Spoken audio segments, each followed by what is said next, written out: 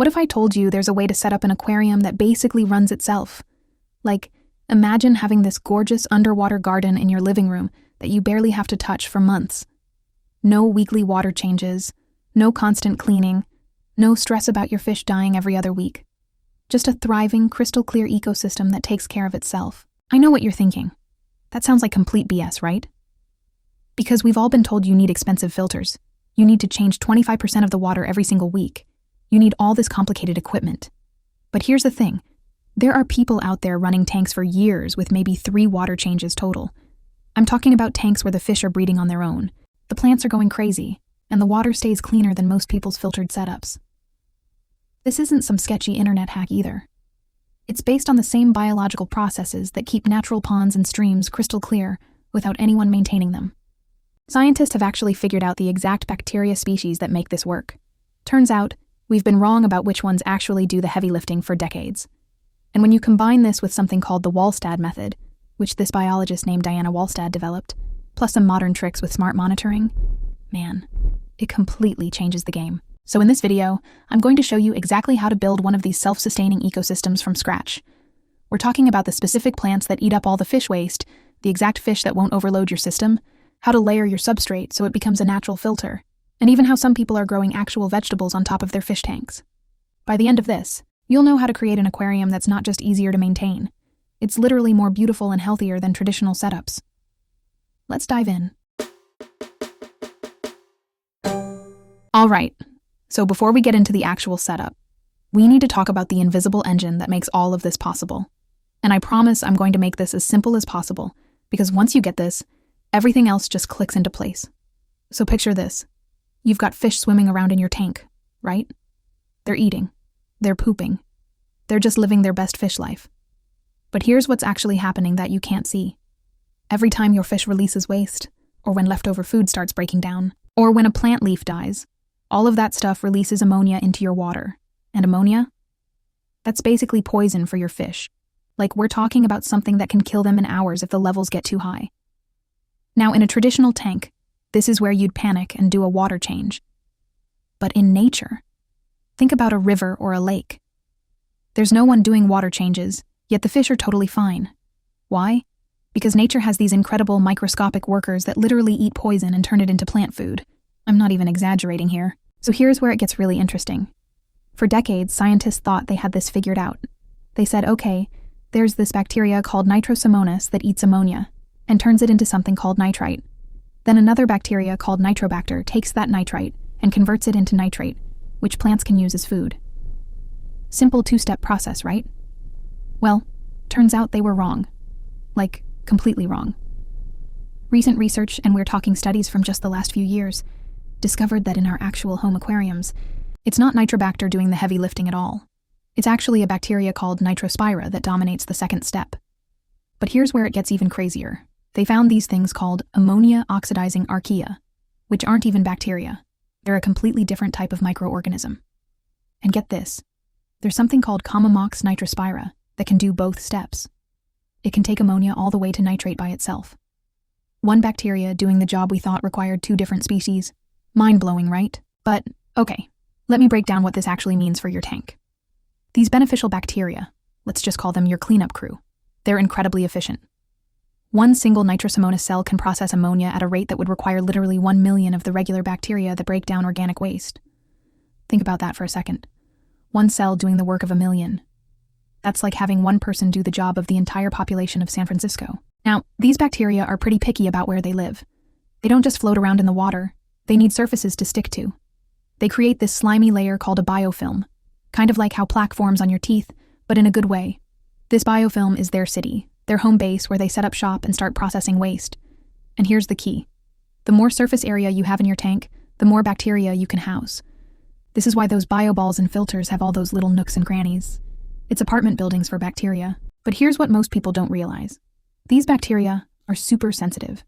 They're what scientists call obligate aerobes, which basically means they need oxygen to survive. Not just a little oxygen, they need a lot. For every milligram of nitrogen they process, they need 4.5 milligrams of dissolved oxygen. So if your water isn't well oxygenated, your bacteria can't do their job, And suddenly you've got ammonia building up even though you technically have the bacteria present. It's like having a bunch of workers, but not giving them the tools they need. Temperature matters too. These bacteria are most active between 77 and 86 degrees Fahrenheit. Drop below that, and they slow down. Go above, and they start struggling. pH is another big factor. They love it between 7.3 and 8.0. Outside of that range, their efficiency drops dramatically. And here's something that'll blow your mind about the chemistry happening here. When these bacteria do their thing, they're not just converting ammonia to nitrate. They're actually producing hydrogen ions and nitric acid as byproducts. This is why, if you've ever cycled a new tank, you might have noticed the pH dropping from like 7.4 down to 6.0. The bacteria are literally making acid. In poorly buffered water, that's water without enough minerals to neutralize acid. This process can crash your pH and kill everything. But when you understand this, you can prevent it by making sure your water has adequate buffering capacity. Now let's talk about setting this up in a new tank, because this is where people mess up all the time. You can't just fill a tank with water, add fish, and expect these bacteria to magically appear. They need time to establish. We call this cycling the tank, and it usually takes 4 to 6 weeks. But here's the thing, you can speed this up. First option, you can add pure ammonia to feed the bacteria while they establish. We're talking about adding enough to reach about 2 to 4 parts per million. The bacteria eat this, multiply, and build up their population. You'll see ammonia spike, then drop as nitrite spikes, then nitrite drops as nitrate appears. That's your bacteria establishing themselves in sequence. Second option, and this is the cheat code, you can steal bacteria from an established tank. Take some filter media, some gravel, even some decorations from a healthy established tank, and you're essentially transplanting a bacterial city into your new setup. It's like moving a whole neighborhood, instead of waiting for people to build houses one by one. But here's what's really cool about understanding this cycle. Once you get how it works, you realize that your filter isn't really filtering anything in the traditional sense. It's not catching particles like a coffee filter. It's actually a bacteria farm. The media in your filter, the gravel in your substrate, the surfaces of your decorations, they're all covered in these beneficial bacteria processing waste 24/7. And in a self-sustaining system, we take this even further. We're not just relying on bacteria to convert waste to nitrate. We're completing the cycle by having plants consume that nitrate, effectively removing it from the system. The bacteria prepare the meal, and the plants eat it. It's a perfect partnership that's been happening in nature for millions of years. The really exciting part? Once this cycle is fully established and balanced with the right plants, you can go from doing weekly 25% water changes to maybe doing a 10% change every few months. Some people with really well-balanced systems only top off evaporated water. The bacteria and plants are handling everything else. But remember those specific conditions the bacteria need? This is why sudden changes can crash your system. You do a massive water change with cold water? You just shocked your bacteria. You clean your filter media with tap water that has chlorine? You just committed bacterial genocide. The chlorine that keeps our drinking water safe absolutely nukes beneficial bacteria. This is why experienced aquarists treat their filter media like it's made of gold, only rinsing it gently in tank water when absolutely necessary. Understanding this cycle also explains why medications can crash your tank. Many antibiotics don't discriminate. They'll kill your beneficial bacteria along with whatever you're trying to treat. It's like using a nuclear bomb to deal with a burglar. Sure, you got the bad guy, but you also destroyed your entire house. So when we build our self-sustaining system, we're going to create optimal conditions for these bacteria from day one. We're talking about maximizing surface area with the right substrate, ensuring proper oxygen levels with good water movement, maintaining stable temperatures, and most importantly, being patient while these microscopic heroes establish their colonies. Because once they're thriving, they become the foundation that makes everything else possible. They're working 24/7, never taking a break, converting poison into plant food, and they're doing it all for free. All they ask for is the right conditions and a little respect for the incredible work they do. This bacterial process is literally the difference between a tank that's constantly on the edge of disaster and one that practically runs itself. Get this right, and you're already 70% of the way to a truly self-sustaining ecosystem. Miss this, and nothing else matters because your fish won't survive long enough to see the benefits of anything else we're going to cover. Now that you understand how bacteria convert fish waste into plant food, let me introduce you to something that completely flips traditional aquarium keeping on its head. It's called the Walstad Method, and honestly, when I first heard about it, I thought it was too good to be true. So there's this microbiologist named Diana Walstad, who basically said, what if instead of fighting nature with mechanical filters and constant water changes, we just let plants do the work? She's been running tanks this way for decades, and she literally wrote the book on it. Ecology of the planted aquarium. Here's the core idea. Remember how bacteria convert ammonia to nitrate? Well, in a normal tank, that nitrate builds up until you do water changes. But Walstad said, wait, plants love nitrate. It's literally their favorite food. So what if we pack the tank with so many plants that they eat all the nitrate as fast as bacteria can make it? But here's where it gets clever. The substrate becomes the engine of the entire system. First, you lay down 1 to 2 inches of organic potting soil. Yeah, dirt in your fish tank.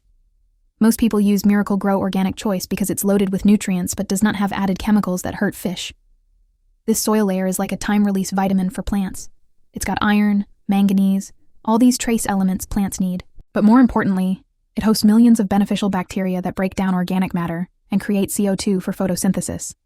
You cap the soil with 1 to 1.5 inches of small gravel or coarse sand. This keeps the soil in place, lets roots reach nutrients, and provides more surface area for bacteria. The genius part: this substrate becomes a nutrient sink. During the day, plants pull nutrients from water. At night, the substrate absorbs excess nutrients, storing them until plants need them again. It's like a battery for nutrients. Now, the plants. This is where people mess up. You need at least 70-80% substrate coverage from day 1. Dense.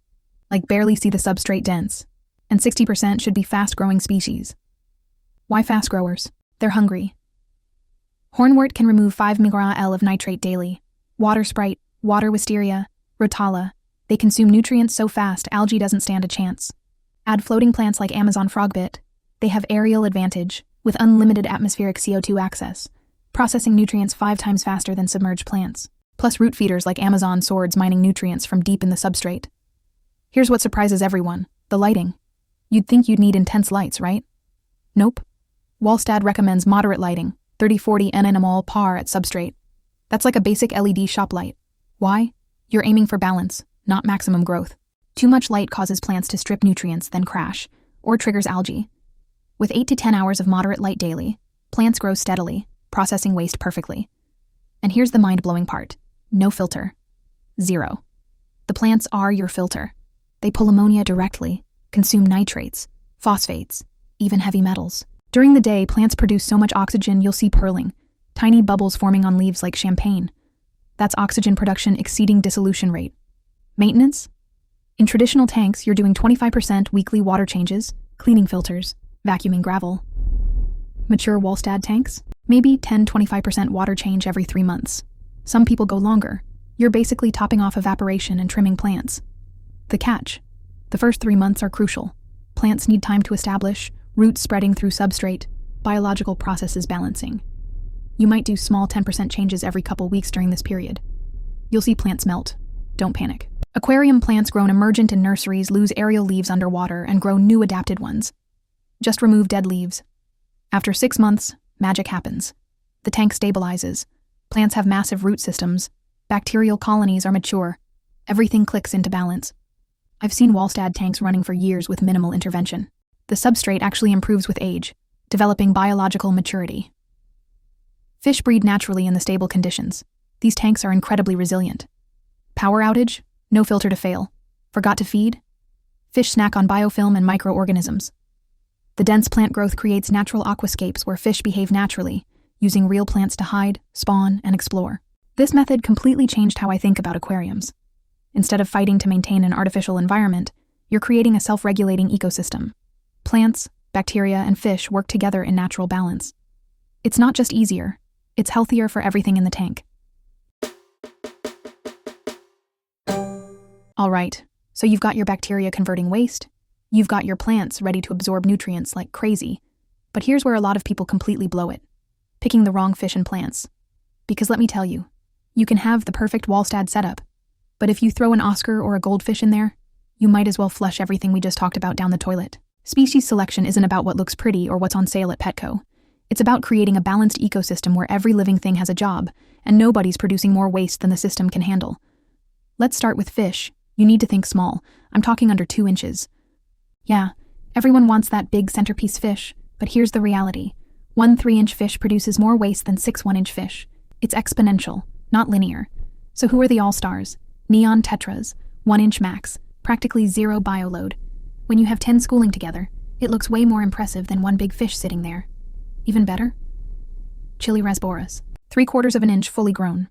You could have 20 in a 20-gallon, and your bioload would still be less than a couple regular fish. They're like tiny red rockets darting through plants. Ember tetras are another winner, 0.8 inches, bright orange against green plants.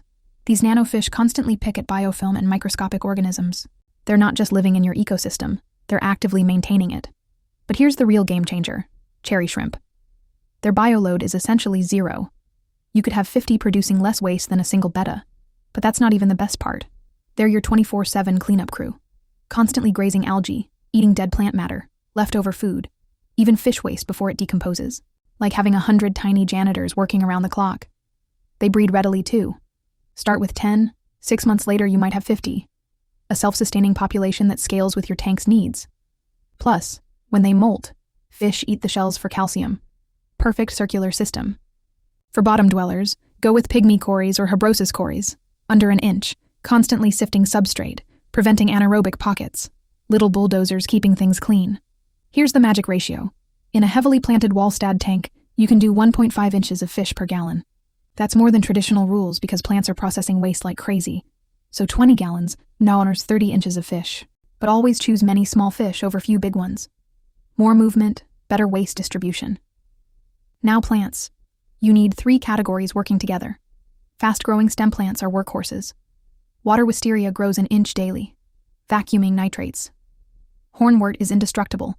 Grows so fast it's actually invasive in nature. It can remove 5 mg/L nitrate daily and absorbs nutrients through its entire body, not just roots. Floating plants are secret weapons. Water lettuce with roots like jellyfish tentacles can remove 80% of nitrates in heavily stocked systems. Amazon frogbit, red root floaters, they multiply fast. Use airline tubing to create a floating ring, keeping them in 1/3 of the surface area. For substrate mining, Amazon swords develop massive root networks spanning your entire tank bottom, pulling up iron and trace elements. Cryptocoranes are perfect partners. Slow growers that steadily pull nutrients from substrate, while fast stems handle immediate waste. Feeding in these systems. Less is more. Feed every 2-3 days with 1 fasting day weekly. Fish forage naturally between feedings, eating algae, biofilm, microorganisms. They're actually healthier. Only feed what's consumed in 2 minutes. Use quality food. Cheap stuff is filler that becomes waste. Variety helps the ecosystem. Frozen bloodworms weekly become shrimp snacks if uneaten. Blanched vegetables feed fish and shrimp while adding minimal bioload. Some people culture live foods like Daphnia right in the tank, self-sustaining food source. You'll know it's working when you see natural behaviors. Tight schooling means security. Shrimp in the open means perfect water. Plants purling means photosynthesis is cranking. Fish breeding is the ultimate success sign. The resilience is amazing. Forgot to feed during vacation? Fish graze on offwooks, the biofilm layer on every surface. Power outage? Small fish need less oxygen. Plants still produce it during daylight. Temperature swings? Smaller fish handle it better. The visual impact is stunning. 30 tiny tetras moving as one through plant jungles. Shrimp dotting surfaces like jewels, cories bumbling along the bottom. It's not just an aquarium, it's a living ecosystem that manages itself. Okay, so everything we've talked about so far? That's just the beginning. Because some absolute geniuses looked at these self-sustaining aquariums and thought, wait, if plants are eating fish, waste this efficiently, why not grow plants we can actually eat? And that's how you get aquaponics, taking everything we just learned and turning it into a system that produces both fish and vegetables. People are doing this in apartments, growing fresh lettuce and herbs right on top of their fish tanks. The crazy part? The vegetables grow faster and taste better than soil-grown ones because they're getting perfect nutrients delivered 24/7. Here's how it works. Remember how nitrate is the end product of the nitrogen cycle? In aquaponics, you pump that nitrate-rich water up to grow beds where vegetables devour it. The water returns cleaned, cycle continues. Brilliant. The most common home setup is a media bed system. You've got your fish tank below and above, a grow bed filled with expanded clay pebbles, hydroton. These provide massive surface area for bacteria while supporting plant roots. But here's the clever part. It uses flood and drain cycles. Every hour, a pump fills the grow bed with fish tank water, then it drains back. This cycling is crucial. When water drains, it pulls oxygen into roots. Without this wet-dry cycle, roots suffocate. The flooding also spreads fish waste throughout the grow bed where Nitrosomonas and Nitrospira bacteria convert it right there. It's like having a massive biofilter that grows food. The sizing ratio. 1 gallon of fish water per 0.51 square foot of grow bed. So 50-gallon tank, darj, 25 to 50 square feet of growing space. You can stack beds, go vertical, get creative. I've seen living room corners turned into green walls filtering fish tanks. Fish selection changes in aquaponics. You can go heavier on bioload because vegetables need more nutrients. Goldfish are perfect. Their massive waste production becomes an asset. They're hardy, handle temperature swings. But for serious production, tilapia are kings. They handle poor conditions, grow fast, and you can eat them. People get a pound of growth in 6 months. You're raising dinner while growing salad. For cooler setups, trout work, but need more oxygen. Catfish are super efficient at converting food to mass. Plant selection opens new worlds. Lettuce is the gateway drug, 28 days seed to harvest. Butter lettuce, romaine, oak leaf all thrive. Because roots are constantly bathed in nutrients, you get massive, perfect heads with no soil to wash. Herbs go insane in aquaponics. Basil grows like it's on steroids. Thick stems, huge leaves, incredible flavor. The essential oil content is through the roof because they're never water stressed. Mint, cilantro, parsley explode with growth. You can even grow fruiting plants. Tomatoes, peppers, cucumbers, strawberries. They need higher fish loads, but when it works, it's magical. Cherry tomatoes especially, fruit continuously. pH balance is tricky. Fish want 6.5, 7.5. Plants prefer 6.0, 7.0. Bacteria love 7.3, 8.0. The sweet spot? 6.8, 7.0. Narrow, but when you hit it, everything thrives. Plants handle way higher nitrates here than in hydroponics. 150 ppm versus under 50 ppm traditionally. Why? Fish waste contains dozens of trace elements, minerals, even beneficial bacteria helping plants process higher loads. Temperature matters. Tropical fish and warm season plants pair perfectly at 75-80 degrees. For year-round lettuce, use goldfish at 65-70 degrees, which lettuce prefers. Some run 2 systems, warm for summer crops and tilapia, cool for winter greens and goldfish. Cycling takes 4 to 6 weeks minimum. You're establishing bacteria throughout the entire grow bed. Patience beats supplements for long-term stability. Water usage is mind-blowing, 90% less than traditional gardening. Only loss is transpiration and evaporation. No runoff, no waste. In drought areas, this is revolutionary. Automation potential is incredible. Arduino boards monitor everything, pumps cycle on timers, LEDs adjust spectrum automatically. People run entire systems from smartphones. The symbiotic relationships are beautiful. Worms in, grow beds break down solids into castings. Some add freshwater prawns as another protein source that cleans excess food. Yield is impressive. A 100-gallon system produces 4 to 6 lettuce heads weekly, plus herbs, plus tomatoes. Families produce all salad greens year-round from one system. Real grocery savings from your living room. The taste difference is unreal. Vegetables never drought-stressed, never lacking nutrients. Harvested at perfect ripeness. That lettuce tastes nothing like store-bought. Basil fills the room with aroma. Tomatoes actually taste like tomatoes. Troubleshooting is easier because plants show deficiencies visually. Yellow leaves, sadaro, iron.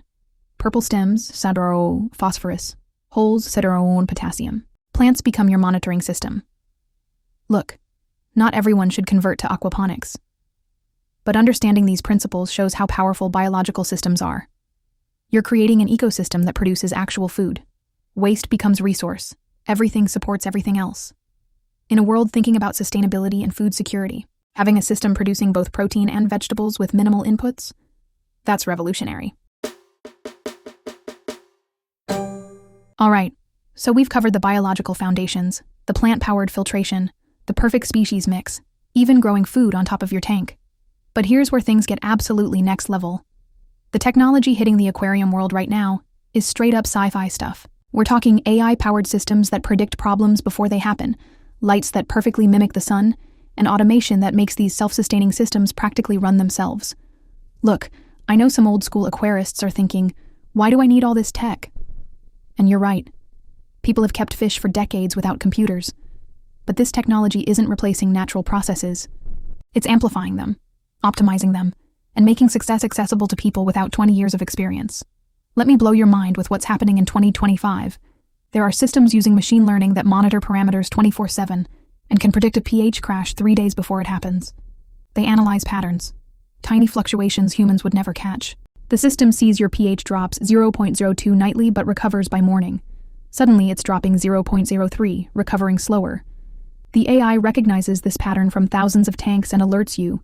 Check your KH levels, something's depleting your buffer. Neptune Systems Apex Controller is basically the Tesla of aquarium automation, 25 years of reliability, now used for freshwater planted systems and even Walstad tanks, not just reefs. These systems monitor everything: temperature, pH, dissolved oxygen, ORP, conductivity, even specific nutrients like nitrate and phosphate in real time.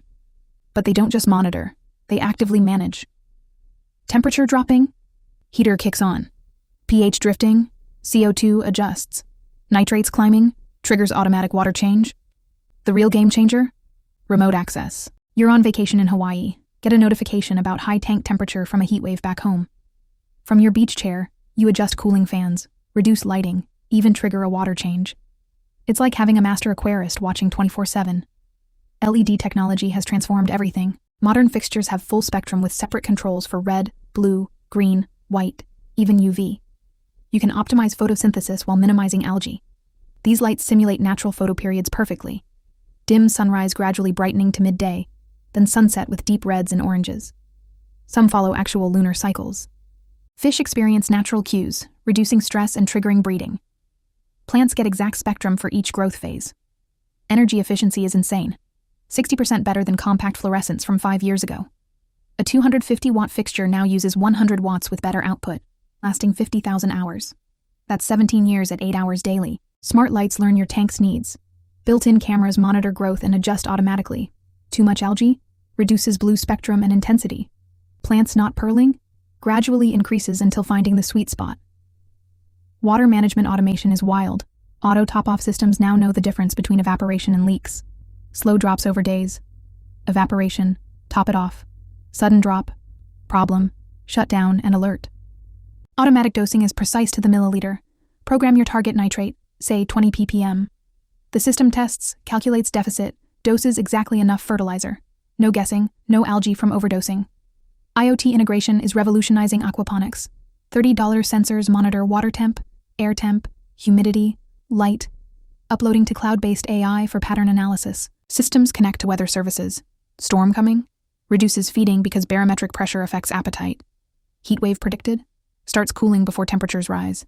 Feeding automation is scary smart. New feeders have cameras watching fish behavior, learning when they're actually hungry versus begging. They adjust portions based on temperature, because metabolism changes. Some recognize individual fish, detecting if someone's not eating. Early disease detection through behavioral analysis. Automated water testing without reagents just hit the market. Spectrometry probes measure parameters optically. No test tubes, no color matching. The probe takes hourly readings, building complete chemistry trends. Data visualization is beautiful. Instead of notebooks, you get graphs showing weeks, months, years of trends. See how pH correlates with CO2, how nitrates track feeding, temperature affects oxygen. Patterns emerge you'd never notice. Predictive maintenance prevents problems. The system knows your filter needs cleaning every 6 weeks based on flow rate. But this month, you had spawning releasing organics. It detects faster flow reduction. Clean filter 2 weeks early. Voice control is standard. Hey Google, how's my tank? Full status report. Alexa, feed the fish. Triggers smart feeder. Some systems are conversational. Ask why nitrates are rising. AI analyzes recent changes and suggests causes. Price points are driving adoption. This automation cost thousands 5 years ago. Now, basic monitoring starts at $200. Add dosing for $150. Smart lighting for $300. Full automation. Cost less than high-end canister filters from 10 years ago. Community learning is my favorite development. Systems anonymously share data, improving everyone's success. Your tank solves a unique problem. That solution joins the global knowledge base. Someone halfway around the world encounters the same issue. Their system already knows the fix. Solar power and battery backups are getting integrated. Systems learn critical needs and maintain essentials for days during outages. Some sell excess power back to the grid. For content creators, this tech is gold. Real-time parameter streaming, automatic time-lapse creation, alerts when spawning behavior is detected. Data makes compelling storytelling, showing exact parameters that led to breeding success. You don't need all this to succeed. That Walstad tank works with zero technology. But for people who love data, want precision, get excited about optimization, this is incredible. And for beginners intimidated by water chemistry, this technology is training wheels that actually teach. Start simple. Add components over time. Basic monitor first, see patterns. Add automated lighting later. Maybe dosing pumps eventually. Find the automation level that enhances your enjoyment. Because whether you're running full Apex with every sensor, or a dirt simple Walstad with no tech, the goal's the same: creating a thriving ecosystem bringing nature home. Technology just gives us more ways to achieve that successfully. Okay, so I've been throwing a lot of theory and technology at you, but I know what you're really thinking. Does this stuff actually work in the real world? Can regular people really set up tanks that run themselves for months or years? Let me show you some actual setups that have been documented and proven over time. Let me tell you about this one setup that absolutely blew my mind. This guy documented a 20-gallon Walstad tank that ran for over 2 years with only 3 10% water changes in the entire first year, then literally 0 water changes after that. Just topping off evaporation. Fish breeding, plants thriving, parameters rock solid. No fancy equipment, simple CFL light from Home Depot, organic potting soil, black sand cap. Here's what made it work. Massive plant density from day one. Couldn't see the back glass, dense. Hornwort, water sprite, crypts, jungle val, and a third of the surface covered with floaters. For fish, he kept it simple. 10 ember tetras, cherry shrimp that multiplied into hundreds. Few autocats. The bioload was so light and plant mass so heavy that the system found perfect balance. The timeline is instructive. Month 1 was rough. Plants melting, algae appearing, parameters swinging.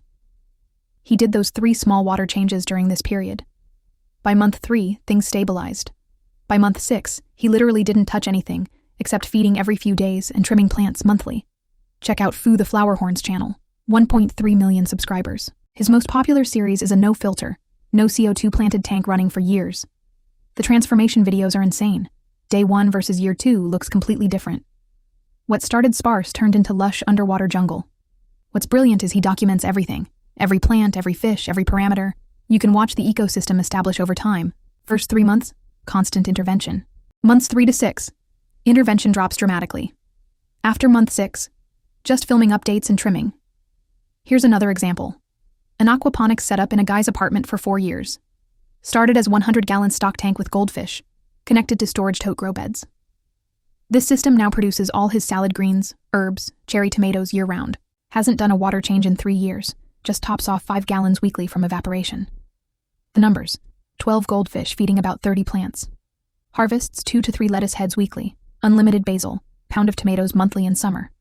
Only input? Fish food. All successful long-term setups share patterns. First, they started with way more plants than seemed necessary. Minimum 2/3 tank volume filled with plant mass. Not surface coverage, actual 3-dimensional volume. Second, conservative fish stocking that gradually increased. Every system started with 25% of eventual capacity. That 2-year Walstad tank started with 5 tetras, ended with 10 tetras, 6 cories, 200 shrimp. Systems grow capacity over time. Third, consistent minimal lighting. Nobody's blasting with high intensity. 6 to 8 hours moderate light. One used a $12 LED shop light for 3 years. Plants grew steadily. Algae stayed minimal. System balanced. The establishment timeline is consistent. Months 1 to 3 are the danger zone when most quit. Plants adapting, bacteria establishing, nothing looks good. Every successful tank pushed through this ugly phase without panicking or tearing down. Months 3 to 6 show dramatic improvement. Plants explode, water clears, fish become active. The ecosystem hits its stride. By month 6, every setup reported the same. The tank runs itself. Tank size matters. Every documented success under 2 years was 20+ gallons. Larger volume provides stability, surface area for bacteria, room for error. For first attempts, go 20 minimum, preferably 30+. YouTube documentation is invaluable. MD Fish Tanks, Girl Talks Fish, Aquarium Co-op have multi-year updates on the same tanks. Watch them age like wine. 1 month looks promising. 6 months good. 1 year amazing. 2 years. Completely different level of established ecosystem. Serpa Design has this rainforest paludarium running 3 years with minimal intervention. Started as an experiment, now has plants growing up backgrounds, moss covering everything, breeding vampire crabs. Maintenance every 2 months, just trimming and glass cleaning. These established systems handle problems remarkably. One documented tank had heater failure. Temperature dropped to 60 degree iron for 3 days. Traditional setup? Disaster. Established ecosystem? Fish sluggish but fine. Plants enjoyed the cool period. Biological filtration slowed but didn't crash. Another case. Accidental massive overfeeding before vacation. Weeks worth of food at once. Traditional tank would have ammonia spike and dead fish. This Walstad tank? Plants and bacteria handled it. Slight algae bloom that shrimp cleaned. Parameters barely budged. Maintenance truth. Year 1 averages 30 minutes weekly. Year 2 drops to 15 minutes. Year 3, maybe 20 minutes monthly. Trimming and glass cleaning. Compared to traditional tanks needing weekly water changes, filter cleaning, gravel vacuuming, the visual evolution is stunning. New setups look artificial.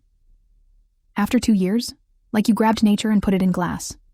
Plants in natural shapes, authentic textures from biofilm, fish with established territories. Some develop their own micro-ecosystems with copepods, seed shrimp you didn't even add. Breeding success proves system health. Fish that rarely breed in traditional setups spawn regularly in established self-sustaining tanks. That 2-year Walstad? Ember tetras spawned 4 times. Cherry shrimp went from 10 to 200. Even otos bred, notoriously difficult in captivity. Cost savings are real. After setup, these systems cost almost nothing. No filter cartridges, minimal electricity, no fertilizers, no CO2. One calculated $3 monthly, just electricity and food. Compare to high-tech planted tanks at $30, $50 monthly. I'm showing these examples to prove it's absolutely possible. Real people, not professionals, created these self-sustaining ecosystems and documented them extensively. The patterns are clear, timeline predictable, results speak for themselves. This isn't theoretical, it's proven and achievable. All right, let's get real. I've shown you amazing success stories, but I'd be lying if I said everyone nails it first try. Most people make the exact same mistakes, and their tanks crash for completely preventable reasons. So let me save you months of frustration by walking through the disasters I see over and over and how to fix them. The number 1 killer? Not enough plants. People see heavily planted and think 10 stems in the corner counts. No. When I say heavily planted, I mean you should barely see the back of your tank. Minimum 2/3 coverage. Volume, not just floor space. If you can see more than 30% of substrate, you don't have enough. What happens with insufficient plants? Bacteria convert ammonia to nitrate, but there aren't enough plants to eat it. Nitrates build, algae explodes. People panic, reduce lighting, plants grow slower, problem worsens. Death spiral. The fix? Plant like you're insane. Buy 3 times what you think you need. Can't afford it? Get fast growers. Hornwort, water wisteria. 1 bunch becomes 10 in a month. Start with floaters. They multiply so fast you'll be throwing them away. You can always remove plants later, but understocked plant mass never works. Second biggest mistake, overstocking fish from day 1. Your bacterial colonies are babies, plants are adjusting, and you dump massive bioload on a fragile system. The system crashes, fish die, people blame the method instead of impatience. Start with 25% of planned fish load. I know it looks empty, but those first 3 months are critical. Add a few small fish, let the system adjust for a month, test parameters, slowly add more. That successful 2-year tank? Started with 5 tiny tetras in 20 gallons. Now algae. Everyone freaks out about it. But algae just tells you something's unbalanced. It's the messenger, not the enemy. Blackbeard algae? Low CO2 with poor circulation. Plants can't compete. Fix isn't algaecide. It's increasing surface agitation for gas exchange, adding floating plants for atmospheric CO2, maybe a power head to eliminate dead spots. Green hair algae means excess nutrients with too much light. Drop photoperiod to 6 hours. Yes, 6. Plants will be fine, algae struggles. Once balanced, slowly increase to 8 hours. Stop dosing fertilizers. Fish-stocked tanks rarely need extra nutrients. Plant die-off in the first month is normal. Aquarium plants grown emergent lose aerial leaves underwater and grow aquatic ones. Don't panic. Trim dying leaves, leave roots and stems. Within weeks, new adapted growth appears. That expensive Amazon sword that lost everything? Give it a month. Crypts completely melted? They're transforming, not dying. Water parameter swings kill tanks. People chase perfect numbers with adjusters and additives, creating wild swings that stress everything. Stability matters more than perfection. Fish adapt to pH 6.5 or 7.5, but can't handle daily bouncing. If your tap is pH 7.4, work with it. Only obsess over ammonia and nitrite, those must be 0. Overfeeding kills more tanks than disease. In self-sustaining systems, less is way more. Feed every other day. Fish act hungry? They're not. They're programmed to eat whenever possible. Fish can go 2 weeks without food fine, but 2 days overfeeding can crash your cycle. Skip feedings when in doubt. Use quality food. Cheap stuff is filler that becomes waste. Temperature fluctuations are sneaky. Check different tank areas with a digital thermometer, not stick-on strips. You'll find surprising variation that stresses fish and slows bacteria. Anaerobic substrate pockets in Walstad tanks produce toxic hydrogen sulfide. Smells like rotten eggs. Fix? Malaysian trumpet snails burrow through substrate, preventing dead zones, or keep layers thinner. 1-inch soil, 1-inch cap maximum. Plant deficiencies are specific. Yellow older leaves, spasnau nitrogen deficiency, means plants growing faster than bioload supports. Add fish or feed more. Yellow new leaves with green veins, what iron. Root tabs fix this. Holes mark potassium. Banana peels and filter for a day actually works. Month 2 is when most quit. Tank looks worse than start. Algae appearing, plants rough, nothing matches online photos. This ugly phase is normal. Like puberty for aquariums. Don't tear down. Don't do massive water changes. Small adjustments only. Biggest troubleshooting mistake, changing too many things at once. Algae appears, so you reduce light, add CO2, dose excel, massive water change, add plants all same week. Now something changes but you don't know what helped or hurt. One change at a time. Wait a week. Observe. The biofilm phase freaks people out. Month 2. Everything gets slimy coating. Driftwood gets white fuzzy growth. It's beneficial biofilm. Bacteria and microorganisms establishing. Shrimp love it. Clears within weeks. Don't nuke with chemicals. Emergency interventions should be rare. Constantly rescuing your tank prevents establishment. Unless fish are gasping or dying, leave it alone. The system needs to find balance, and constant adjusting prevents that. Every mistake is data. Algae teaches nutrient balance. Plant die-off shows which species work in your water.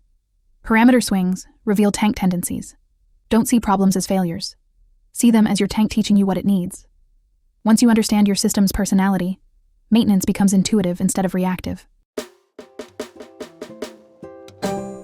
So there you have it. Everything you need to create an aquarium that basically runs itself.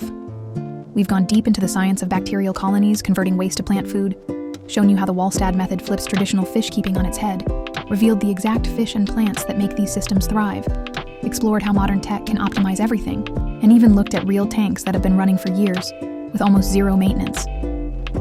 The beautiful thing is, this isn't just about making aquarium keeping easier, though it definitely does that.